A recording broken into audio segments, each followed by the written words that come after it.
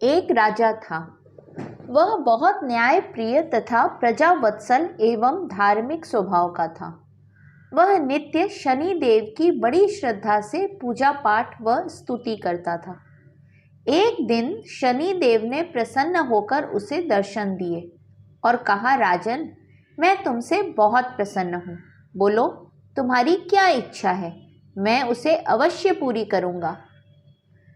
प्रजा को चाहने वाला राजा बोला, भगवान, मेरे पास आपका दिया सब कुछ है। आपकी कृपा से राज्य में सब प्रकार की सुख शांति है। फिर भी मेरी एक ही इच्छा है कि जैसे आपने मुझे दर्शन देकर धन्य किया, वैसे ही मेरी सारी प्रजा को भी कृपा कर दर्शन दीजिए। शनिदेव बोले कि यह तो संभव नहीं है राजन। परंतु प्रजा को चाहने वाला राजा भगवान से जिद करने लगा।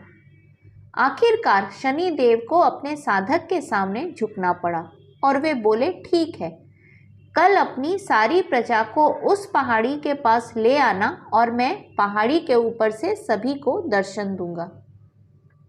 ये सुनकर राजा अत्यंत प्रसन्न हुआ और भगवान को धन्यवाद दिया। अगले दिन सारे नगर में ढिंढोरा पिटवा दिया कि कल सभी पहाड़ के नीचे मेरे साथ पहुंचे। वहां भगवान आपको दर्शन देंगे। दूसरे दिन राजा अपने समस्त प्रजा और स्वजनों को साथ लेकर पहाड़ी की ओर चल निकले। चलते चलते रास्ते में एक स्थान पर तांबे के सिक्कों का पहाड़ दिखा। प्रजा में से कुछ लोग उस ओर भागने लगे। तभी ज्ञानी राजा ने सबको सतर्क किया कि कोई उस ओर न ध्यान दे, क्योंकि तुम सब भगवान से मिलने जा रहे हो। इन तांबे के सिक्कों के पीछे अपने भाग्य को लात मत मारो। परंतु लोभ लालच के वशीभूत प्रजा के कुछ एक लोग तांबे के सिक्कों वाली पहाड़ी की ओर भाग ही गए और सिक्कों की गठरी बनाकर अपने घर की ओर चलने लगे। वे मन ही मन सोच रहे थे कि पहले ये सिक्कों को समेट लें, भगवान से तो फिर कभी मिल ही लेंगे। राजा खिन्न मन से आगे बढ़े। कुछ दूर चलने पर चांदी के सिक्कों का चमचमाता पहाड़ दिखाई दिया। इस बार भी बचे हुए प्रजा में से कुछ लोग उस ओर भागने लगे और चांदी के सिक्कों की गठरी बनाकर अपने घर की ओर चलने लगे। उनके मन में विचार चल रहा था कि ऐसा मौका बार बार नहीं मिलता है। चांदी के इतने सारे सिक्के फिर कहाँ मिलेंगे? भगवान तो फिर कभी मिल ही जाएंगे।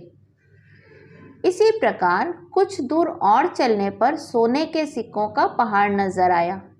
अब तो प्रजाजनों में बचे हुए सारे लोग तथा राजा के स्वजन भी उस ओर भागने लगे। वे भी दूसरों की तरह सिक्कों की गठरियां लाद लाद कर अपने अपने घरों की ओर चल दिए। अब केवल राजा और रानी ही शेष रह गए थे। राजा रानी से कहने लगे कि देखो कितने लोभी हैं ये लोग, भगवान से मिलने का महत्व ही नहीं जानते हैं। भगवान के सामने सारी दुनिया की दौलत क्या चीज़ है? सही बात है। रानी ने राजा की बात का समर्थन किया और वे आगे बढ़ने लगे। कुछ दूर चलने पर राजा और रानी ने देखा कि एक सप्तरंगी आभा बिखेरता हुआ हीरों का एक पहाड़ है। अब तो रानी से भी रहा नहीं गया। हीरों के आकर्षण में वह भी दौड़ पड़ी और हीरों की गठरी बनाने लगी।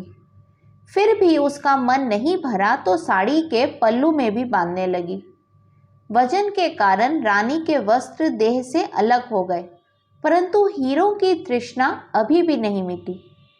यह देख राजा को अत्यंत ही ग्लानि और विरक्ति हुई। बड़े दुखद मन से राजा अकेले ही आगे बढ़ते गए। वहां सचमुच शनिदेव खड़े उनका इंतजार कर रहे थे।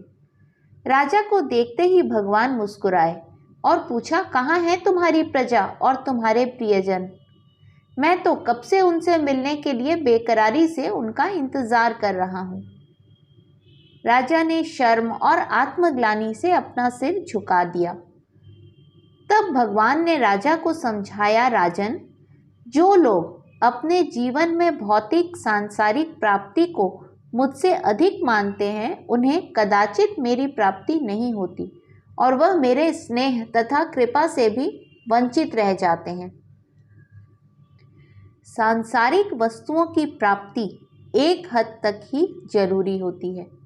जीवन में अपने कंफर्ट के बारे में सोचना और संसाधनों को जुटाना, इसमें कोई बुराई नहीं है, परंतु जब मनुष्य अपने जीवन का ध्येय ही इसे को मान ले और अपना सारा जीवन धन संपत्ति ऐश्वर्य जुटाने में लगा दे, तो इसमें मानव जीवन की सार्थकता नहीं है। हमारा मुख्य उद्देश्य प्रभु प्राप्ति ही है और यह हमें हमेशा स्मरण रखना चाहिए। आज अधिकांशतः लोग इतने अधिक महत्वाकांक्षी हो गए हैं कि कुछ बुरा भला करने से नहीं कतराते। बस एक दौड़ ही जीवन में शेष रह गई है। पैसे के पीछे भागना, ऐशो आराम के पीछे भागना, सुख साधन जुटाना, इसी में हमारा बहुमूल्य जीवन नष्ट हो रहा है। समय रहते हम अगर न संभल पाए तो इसमें हमारी ही हानि है। इस कहानी का संदेश मेरे दृष्टिकोण से भौतिक उपलब्धि के साथ साथ हमें अपने आध्यात्मिक विकास की ओर भी ध्यान देना चाहिए, तभी हमारा मानव जीवन सार्थक हो पाएगा। हरि ओम।